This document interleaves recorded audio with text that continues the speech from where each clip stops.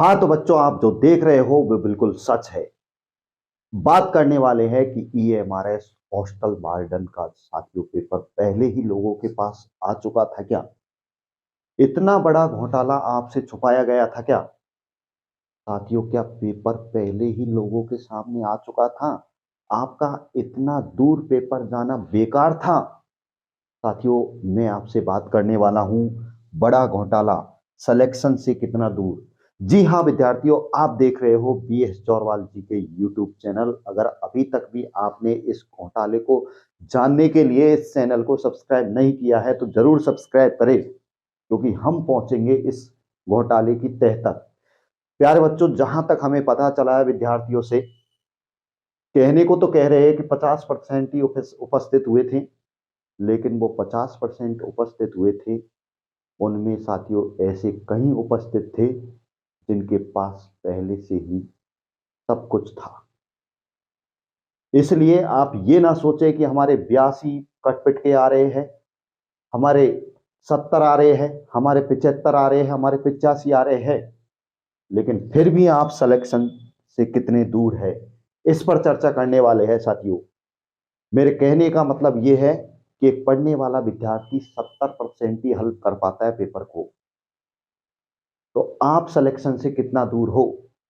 तो आप सिलेक्शन से 70% दूर नहीं, आप 30% दूर हो।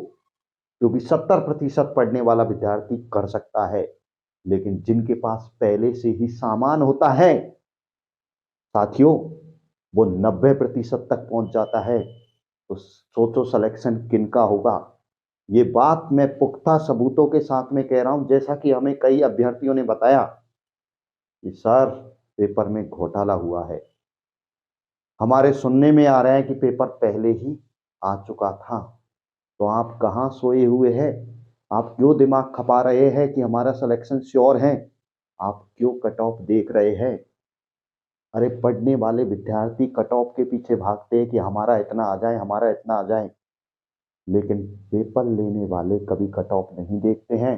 वो इसी का इंतजार करते हैं कि कब आंसर की डले और कब हमारा रिजल्ट आए और कब हमें ज्वाइनिंग लेटर मिले। वो इस चीज के लिए भाग रहा है, तुम कट ऑफ के लिए भाग रहे हो। इसलिए साथियों, इस घोटाले की तह तक पहुंचने के लिए आपका साथ जरूरी है।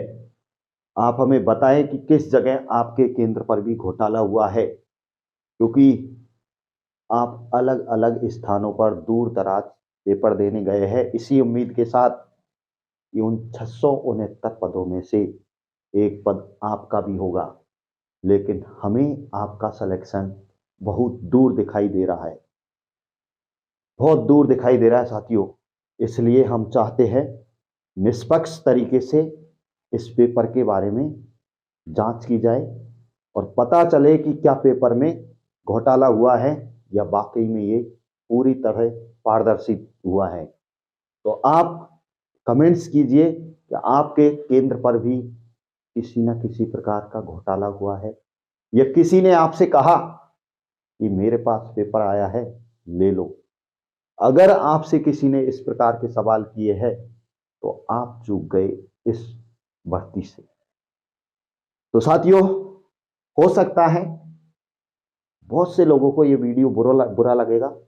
बुरा उनको लग सकता है जिनके अच्छे मार्क्स आ रहे हैं, लेकिन उनके मार्क्स पढ़ने के हिसाब से अच्छे आ रहे हैं, लेकिन जो पेपर लेने वाले होते हैं उनके मार्क्स आपसे कहीं ज्यादा है। इसलिए आप ये ना सोचें कि आपका सिलेक्शन पक्का है और आप खुद जब कट ऑफ निकल के आएगी, रिजल्ट आएगा, तो आपको खुद को पता चल जाएगा कि पेपर का क्या हाल हुआ है। तो मिलते हैं अगले वीडियो में। आपके लिए अगली कड़ी में मैं लेकर आऊंगा इसी एग्जाम से लेकर पुख्ता सबूतों के साथ में।